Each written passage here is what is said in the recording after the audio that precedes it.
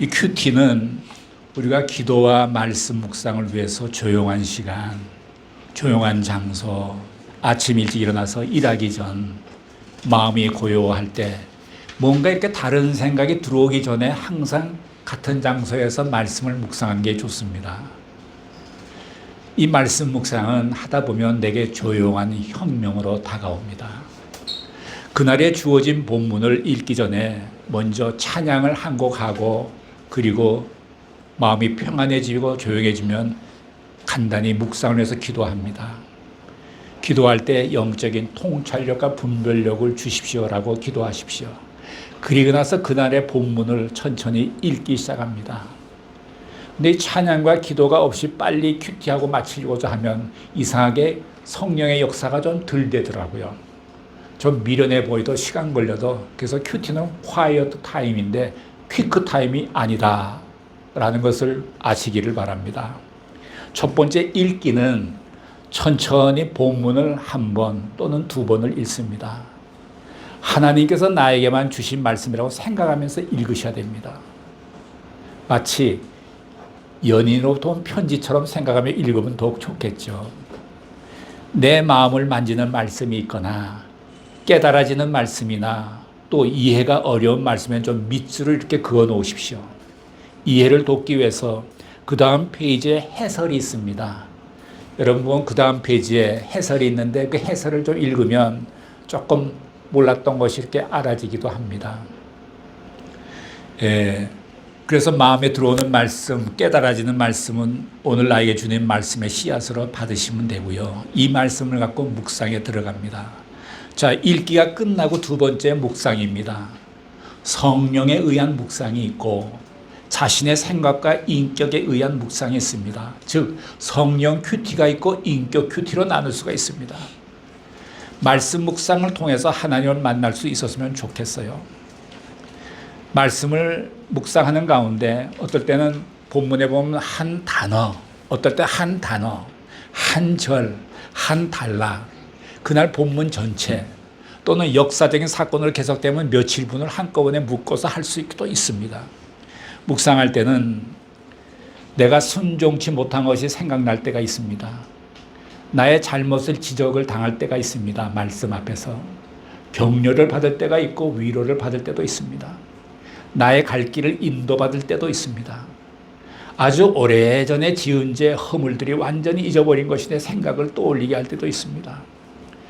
제가 동경에서 사역을 하는데 큐티 묵상을 하는데 바로 에베소서 4장 28절을 묵상을 했습니다. 한번 띄워볼까요 이걸?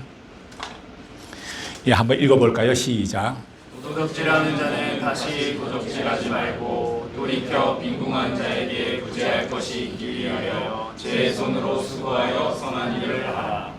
제가 이것을 갖다가 묵상을 하는데요. 아마 성령님께서 저에게 떠오르게 해주신 것 같아요.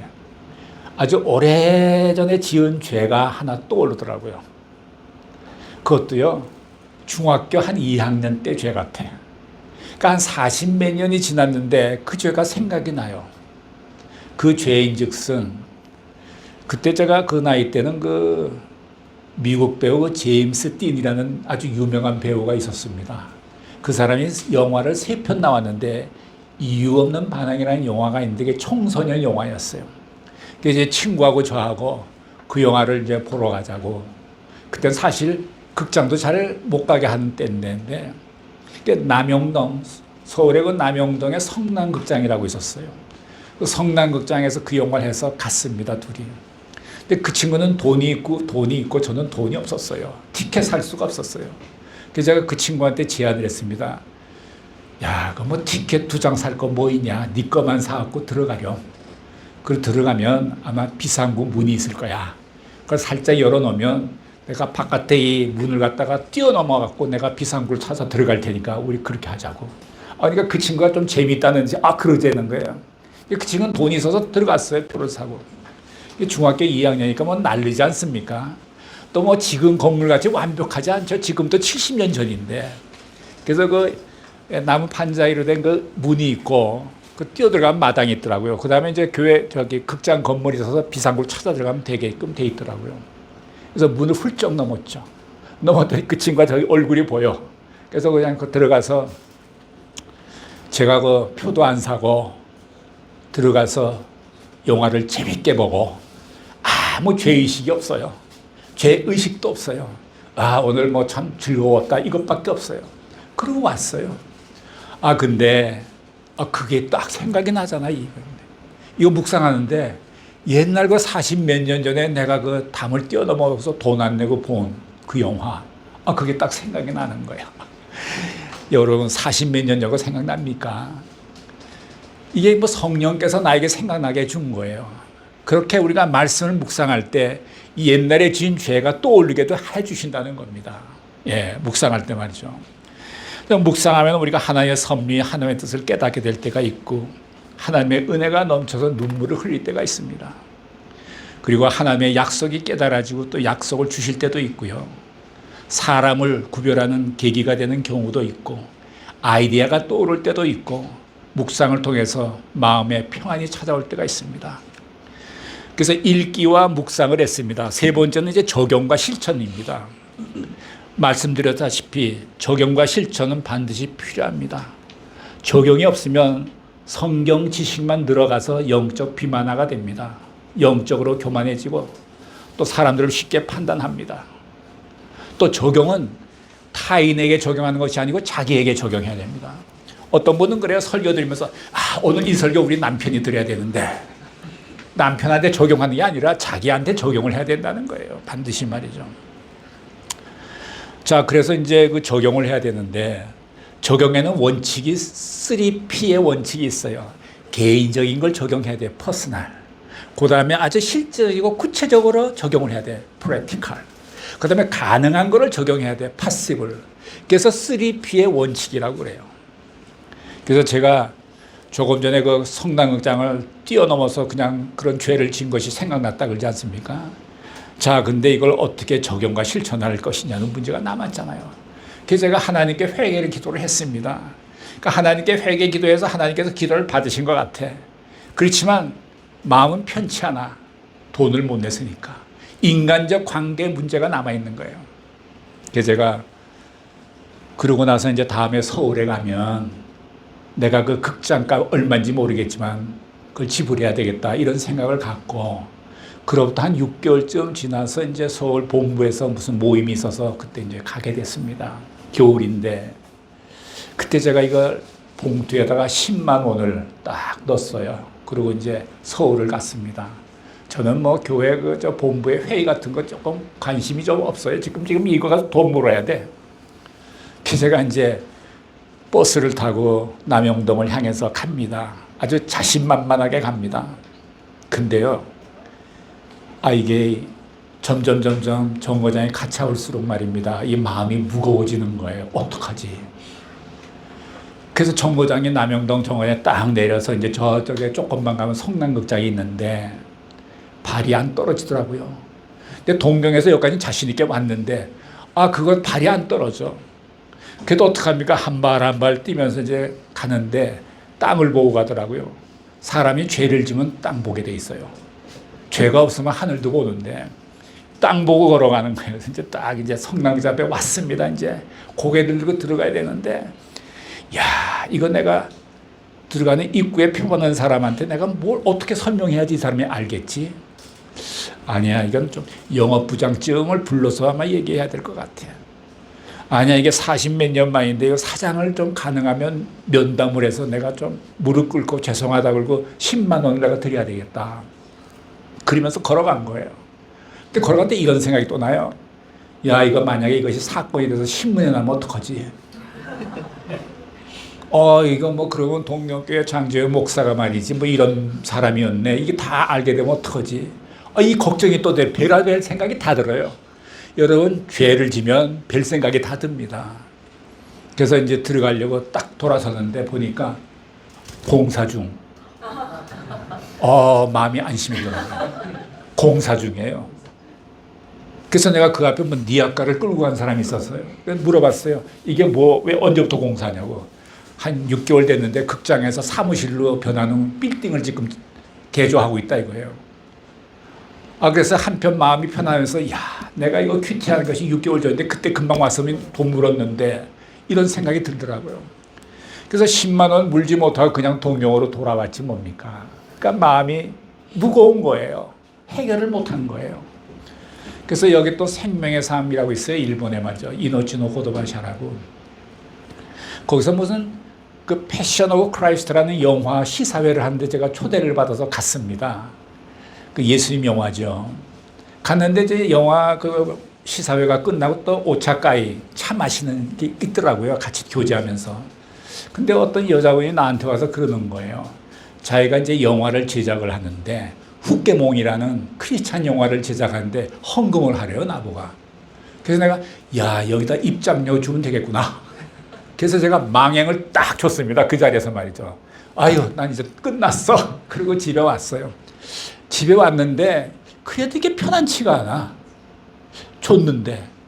그래서 제가 이걸 어떡하나 하고 기도하면서 그래, 한 달에 한 번씩 내가 이제 누구한테 망행시 베풀리라.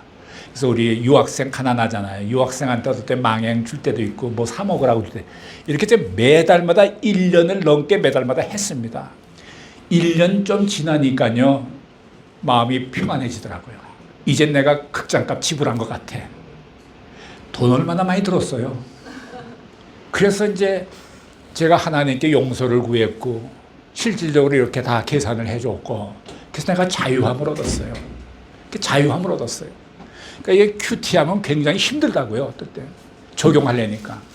그래서 우리가 이제 큐티하면은 무엇이다 이렇게 들켜지기도 하지만 그걸 갖다 어떻게 적용하고 실천하는 데까지 가야 우리가 변하게 됩니다. 예, 그래서 제가 성남극장에 담 넘어갔던 거를 40몇 년 만에 그걸 정리를 잘했습니다. 그것이 적용이고 실천입니다.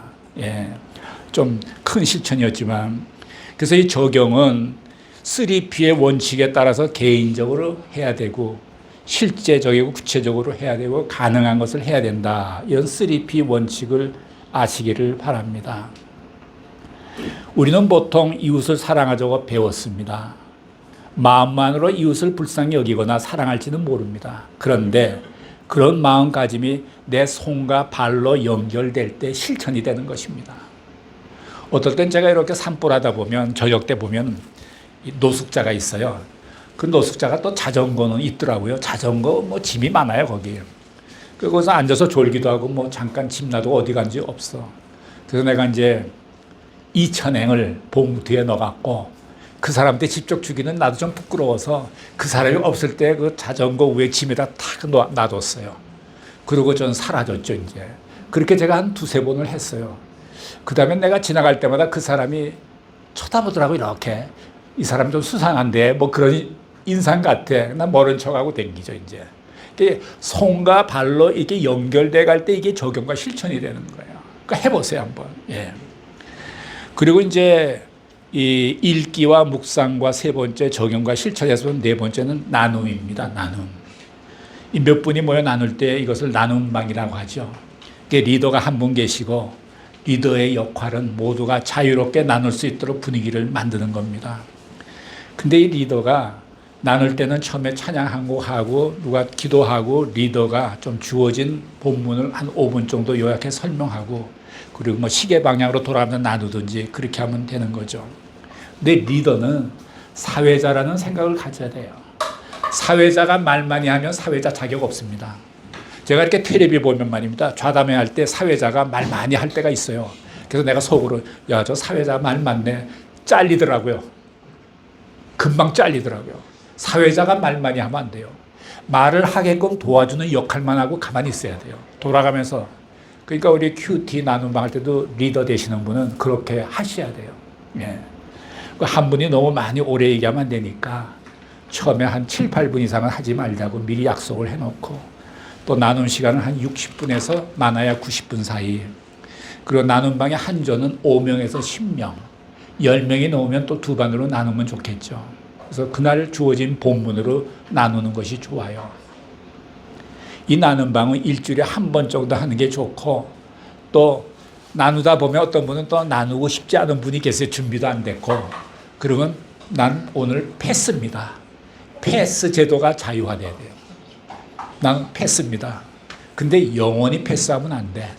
예, 그날은 패스하지만, 그리고 혹시 옆 사람하고 잡담하면 안 되고 또 5차 정도 준비하면 좋을 것 같아요.